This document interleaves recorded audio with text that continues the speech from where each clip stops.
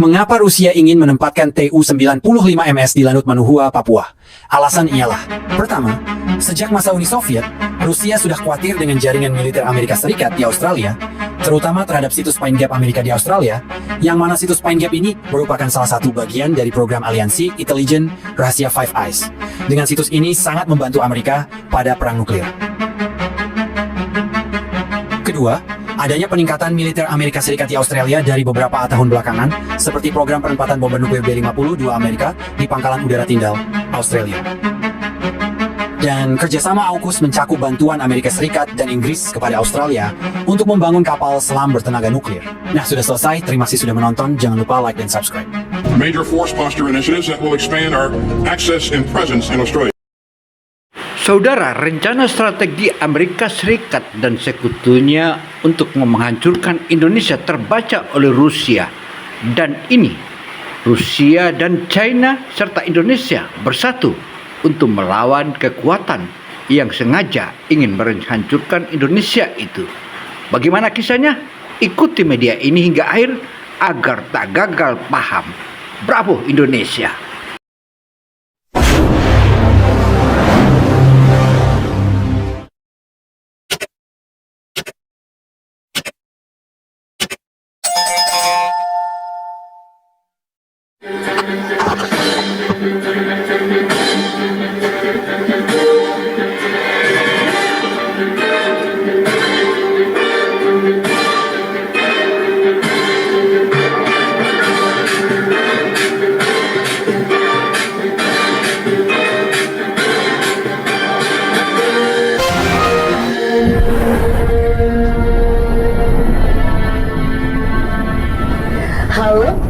Sobat Asisten Politik.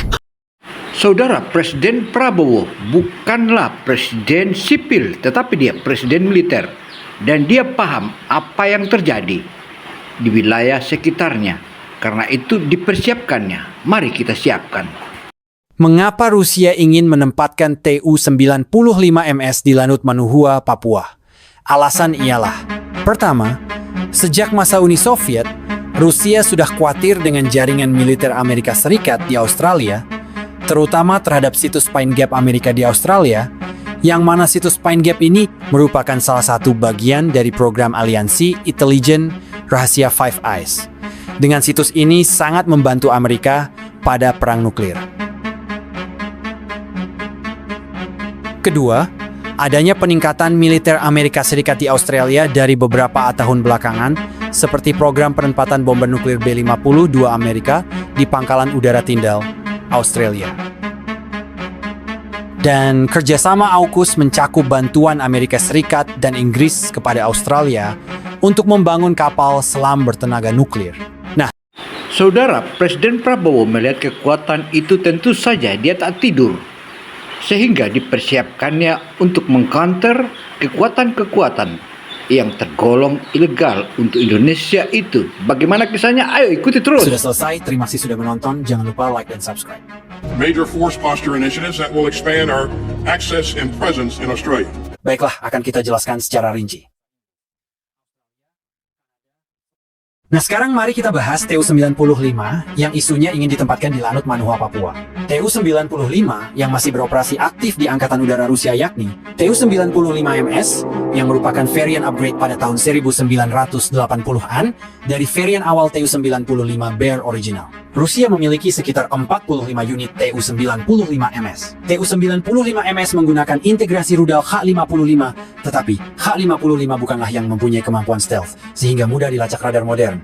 Dan yang paling mematikan ialah mampu meluncurkan rudal nuklir dari jarak 2.500 km di luar pertahanan musuh. Nuklir yang dibawa dengan daya ledak nuklir 3 megaton. Sistem navigasi inertial clustercom, pandu terrain. Karena avionik semi-digital, sehingga kurang cocok untuk perang elektronik modern. Nah, pada kunjungan tahun 2017 di Lanut Manuhua, Papua, ini merupakan varian Tu-95MS. Jika Rusia ingin menempatkan varian Tu-95MS pada Lanut Manuhua, Papua, maka ini yang akan terjadi. Ingat, ini masih pengandaian jika Rusia menempatkan Tu-95MS pada Lanut Manuhua, Papua. Mari kita lihat peta kekuatan Australia dan aliansi sekutunya.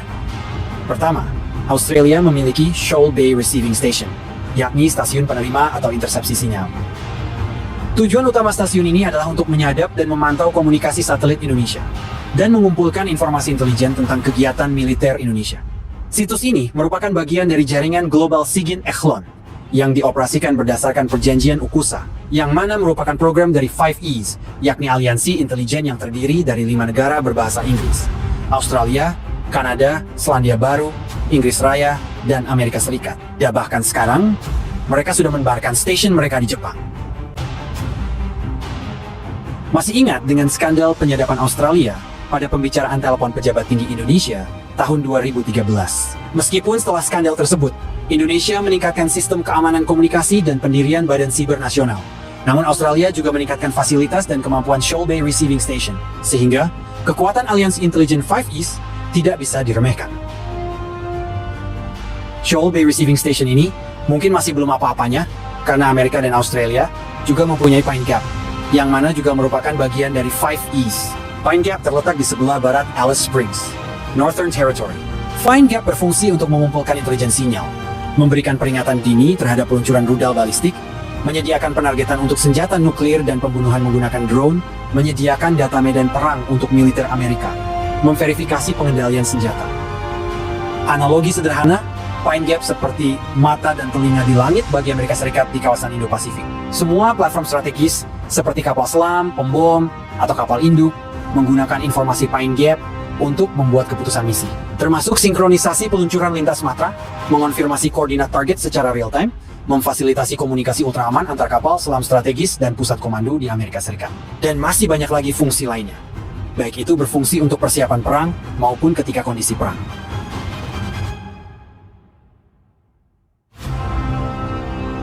Begitu juga dengan Shoal Bay Receiving Station yang dibahas sebelumnya. Jadi inti dari intersepsi sinyal ini adalah memberikan keuntungan bagi Australia dan Amerika Serikat. Jika mereka berhasil intersepsi sinyal, maka mereka akan mengetahui informasi, data, dan persiapan, serta strategi misi perang yang akan digunakan oleh Indonesia. Mengetahui ancaman apa yang akan datang, mengetahui kemampuan militer Indonesia. Sementara untuk Pine Gap, data dari Pine Gap digunakan oleh sistem penargetan senjata nuklir Amerika, termasuk untuk peluncuran dari kapal selam dan pembom. Pine Gap membantu Amerika mendapatkan keunggulan dalam serangan pendahuluan First Strike Capability.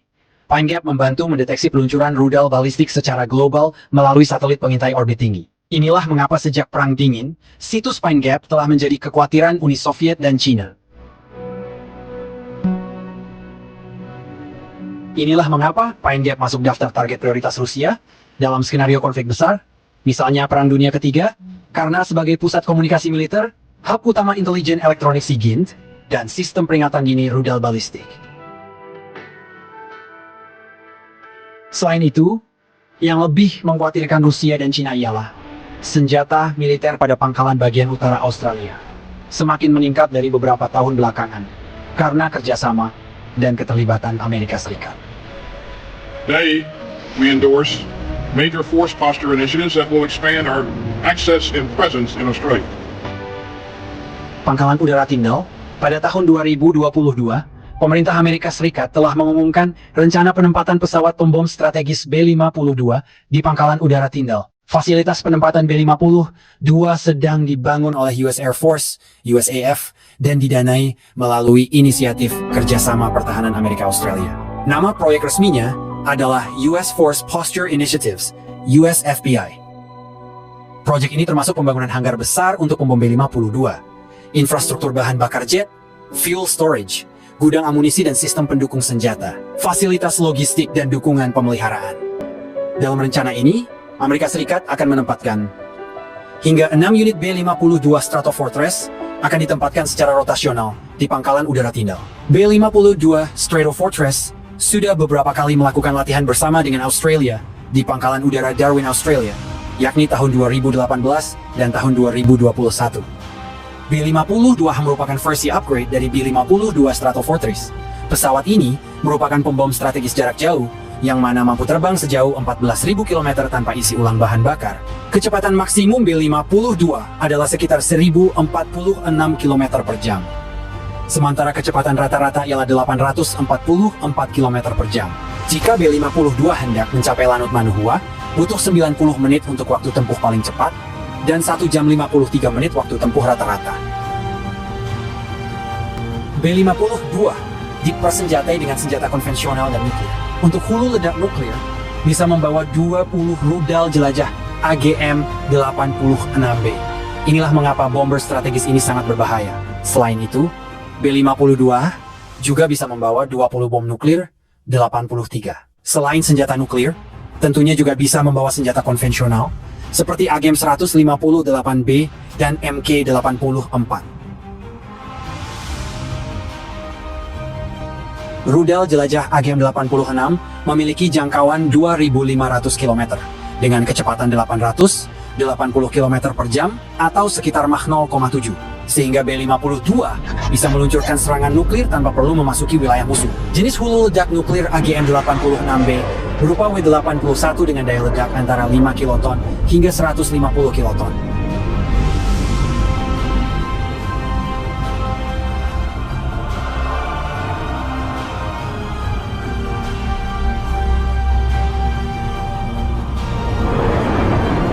Sekarang Amerika Serikat memiliki sekitar 536 unit AGM-86B.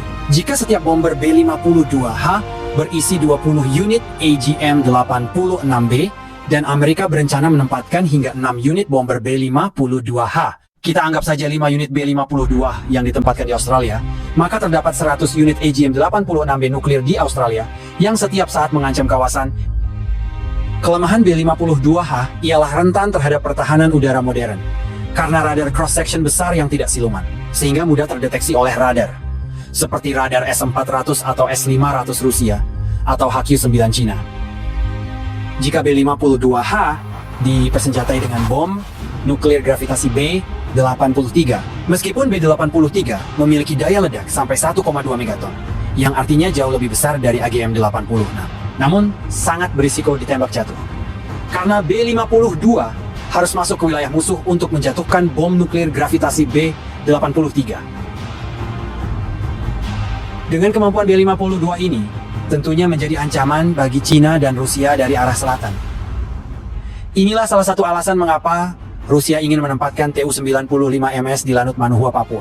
Jika Anda bertanya, mengapa harus menempatkan Tu-95MS di Papua?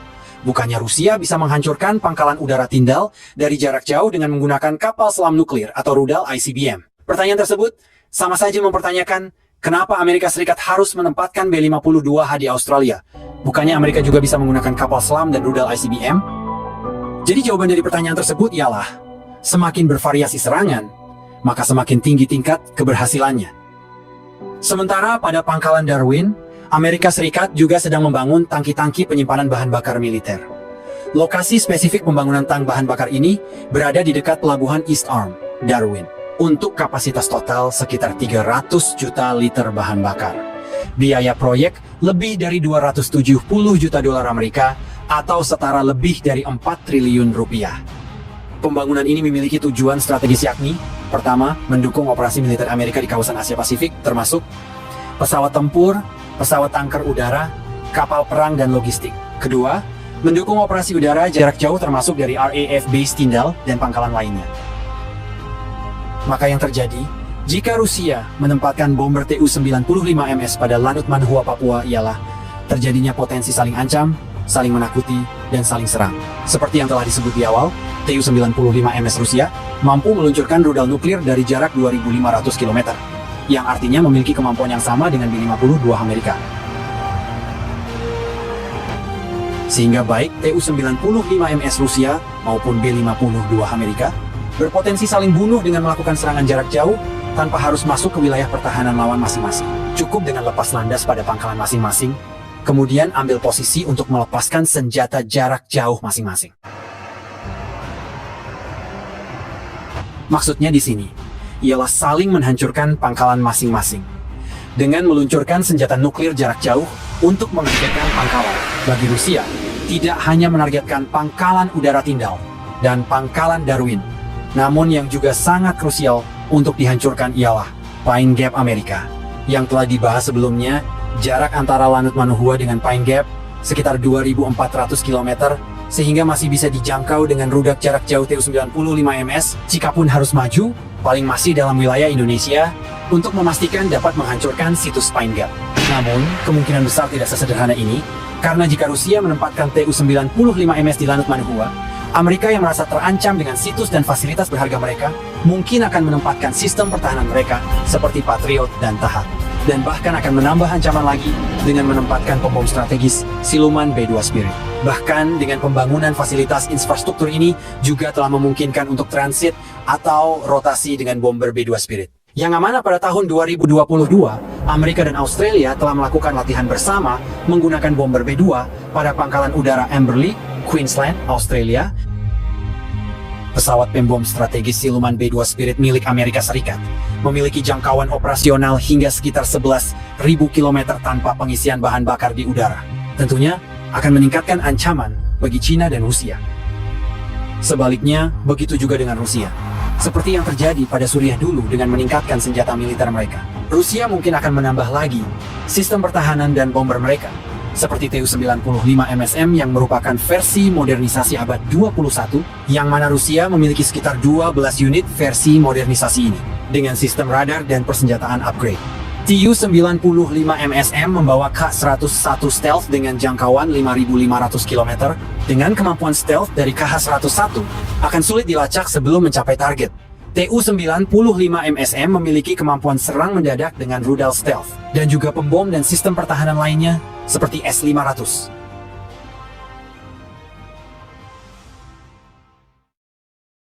Begitulah pengandaian jika terlaksana Rusia menempatkan Tu-95MS di Lanut Manuhua, Papua.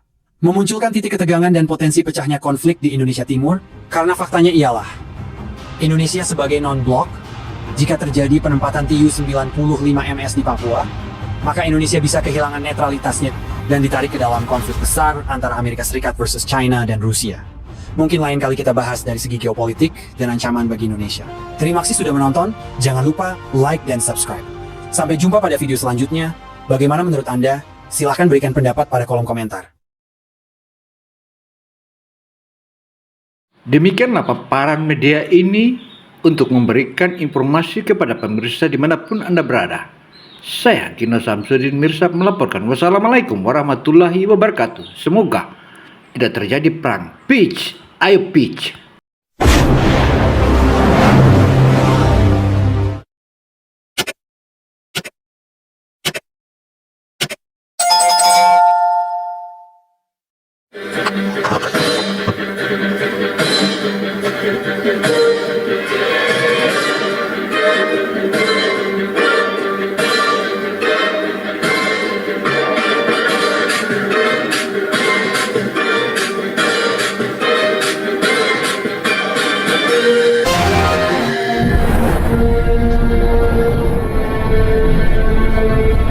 Halo?